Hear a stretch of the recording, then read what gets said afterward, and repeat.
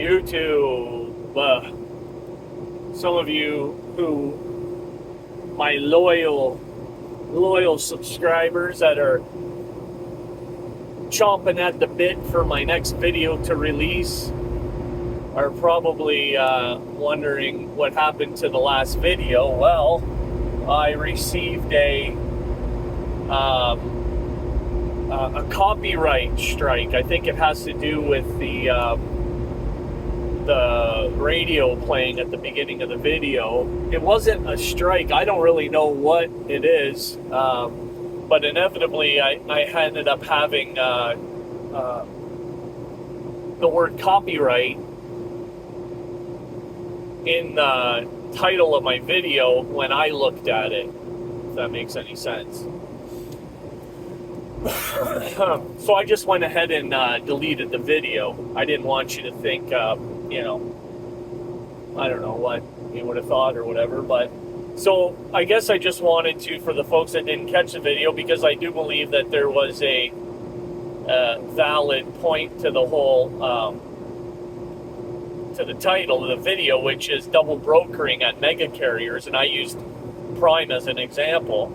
Man, I'm looking rough. I'm still, in the last video I shared with you guys about how I got heat stroke yesterday, right? And started off with a headache. Then I didn't stop. I didn't slow down. I could feel myself, succumbing to the effects of the heat. I didn't sleep very well the night before, and I wasn't well hydrated. All of these things are within my control, and I chose to ignore the signs because I know what they are, and I continued to work. As a matter of fact, rather than slowing down, I picked up the pace to try to get the job done. And lo and behold, I bent over, and as I got back up, everything went black. I felt myself, my equilibrium was way off, my balance for a second, and then immediate nausea, right? I got sick to my stomach, and then the next thing that happened, probably the thing that I've never had happen before. I've been sick to my stomach before. I've had the dizziness, I've had the blackout, but I've never had where immediately my body basically released all of what water was left in my body. Obviously not all of it, but I was sweating like I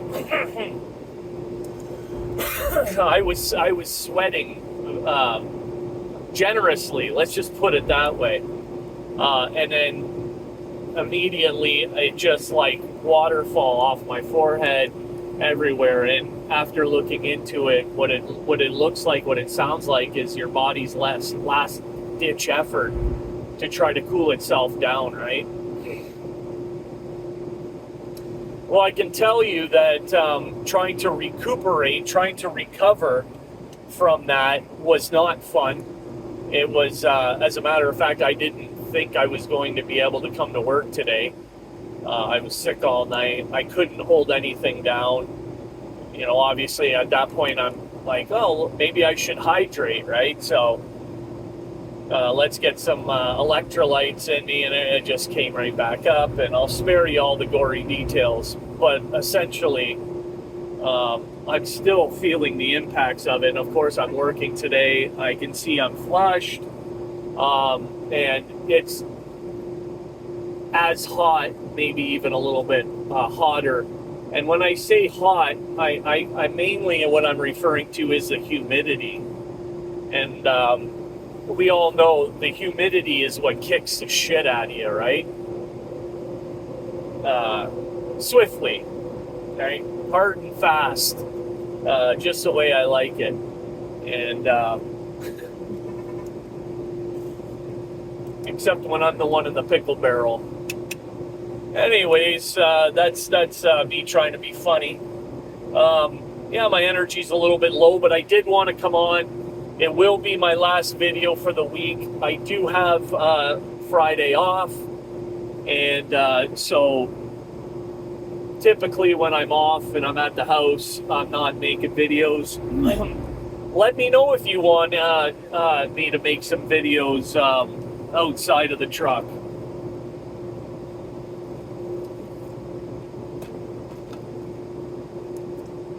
Just have my second coffee for the day. It's about 2:30 in the afternoon. And anyways, I've made like a couple shorts from the house in the past, and they weren't very well received. I mean, it is a trucking channel. So I'm going to just come with it here with regards to the title, double brokering. Now, we all know, we've all heard, if you've been in if you're in trucking, you know this is a relatively new term.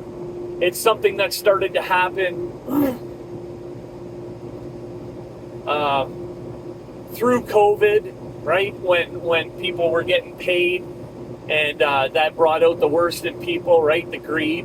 And now what I think is happening is becoming basically like it's just a generic term that we're using for the scumbags, usually overseas scumbags, right? It is beginning to get domestic, and again, I'm going to roll into that whole disgustingness as well. But what ends up happening is a company takes a load off the load board, right? They do not have the means to transport that load, okay? They're just like a nobody with a DOT number that they just, registered last week or whatever. Or they've assumed somebody else's authority, right? And they don't have the means to move the load. And then what ends up happening is they have that load. They hire another person, a commercial driver with the actual means to get that load moved, and then they do not pay them, right? So essentially, it's a scam, right? It's a scam, and I've got to thinking about, like, not only are the Russians and the Indians and the Punjabs and the Syrians and all of these overseas people, the Nigerians and what have you, right? The Ethiopians, the Middle Easterns. I'm not trying to be, I'm not trying to be any way about it. This is just the reality of who's doing it, right? Or, who were the ones who kind of initiated this whole nonsense.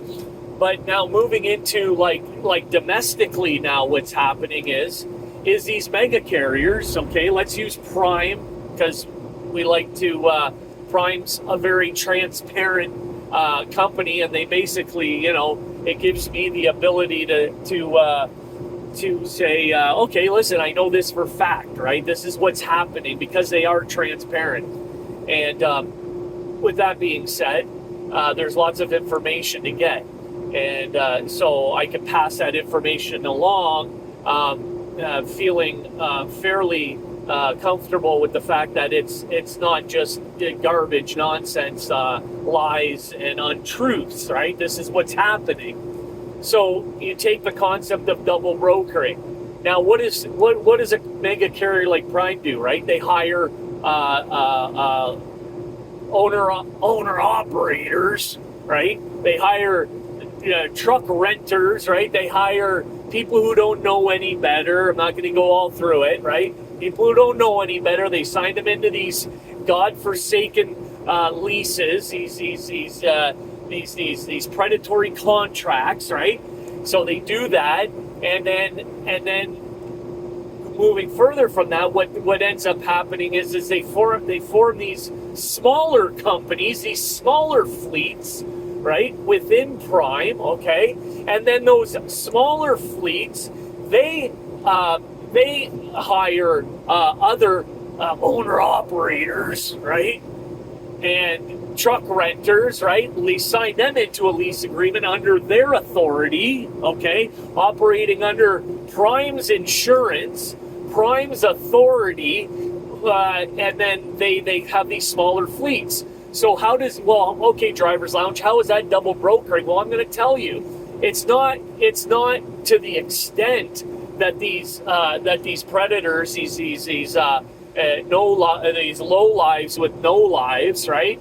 These people that are operating overseas. It's not to the extent where they're not giving them anything, but they're double brokering in the sense that Prime has the load. They sell it to the smaller fleet owner or carrier, right? Within their company, they take their cut there, right?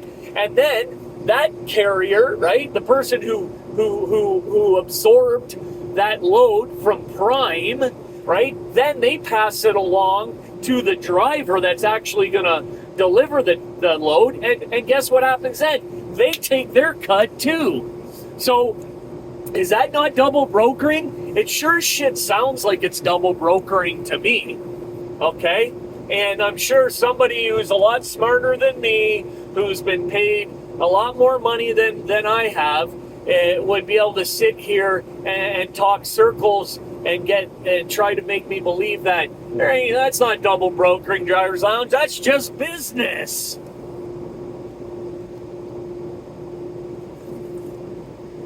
Well, you take a second and absorb that. You take a second and try to disseminate that information real quick. All right? What is that? Is that not a form of double brokering? Right?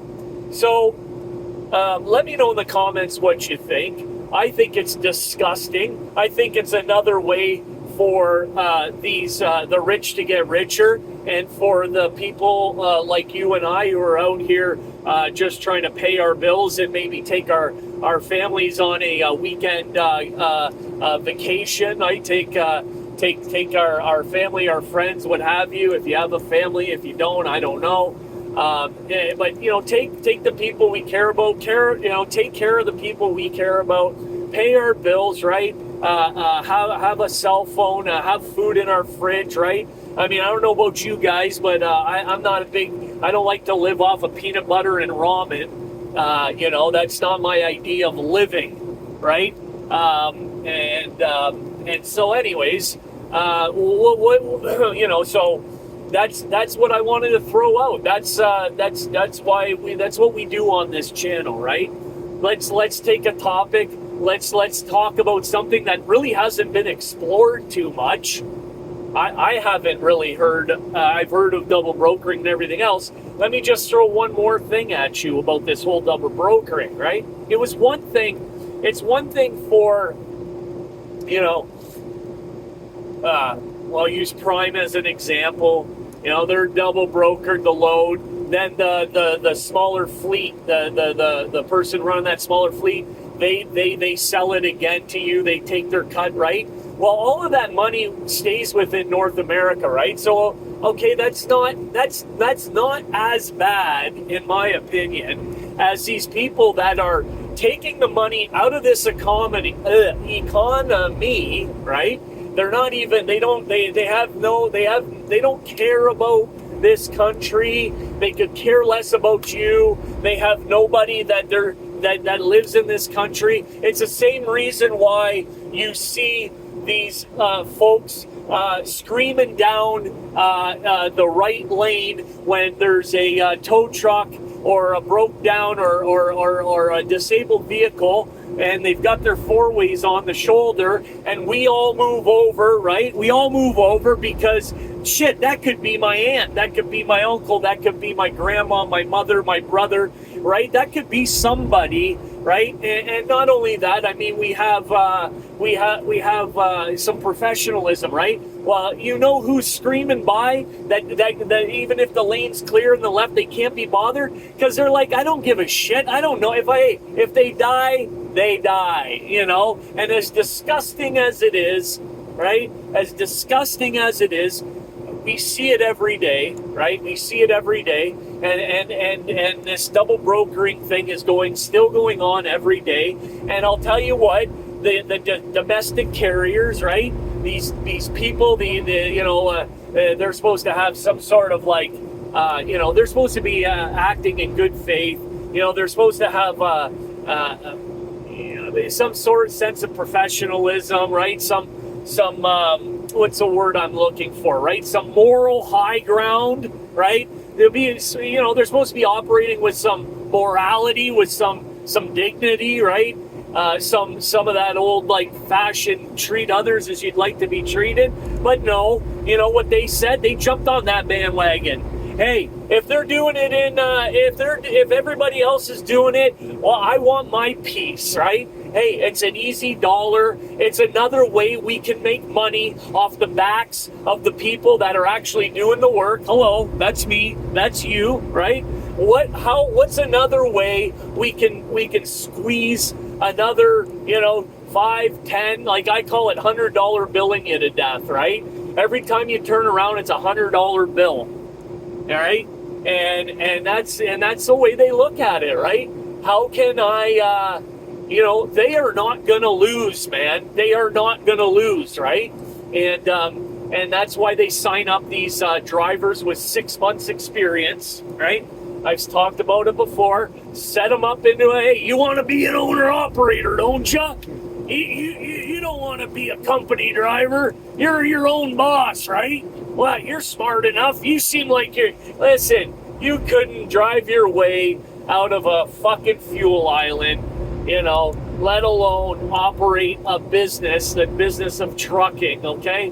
There ain't no fucking way you can do it. 6 months right out of training, jumping into your own business, with a let's just say a $2,000 nut every week.